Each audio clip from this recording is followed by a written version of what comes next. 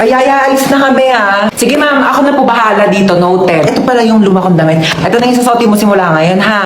Hala, thank you madam. Mamalengke ka na rin pala habang wala pa kami dito sa bahay ha, para may pagkain na tayo mamayang gabi. Ito yung susi ng bahay, ilak mo yung gate kapag aalis ka na ha. Noted ma'am, noted. Sige na, una na kami Yaya ha. Oh my gosh, mamalengke na nga ako. Yung pera pala. Excuse me. Akit bahay ka no?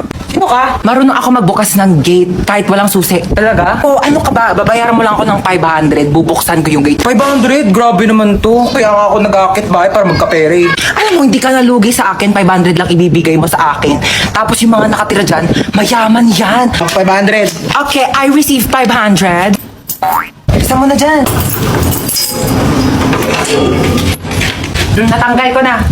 Kasi dito ako nakatira. Thank you sa 500 Uy!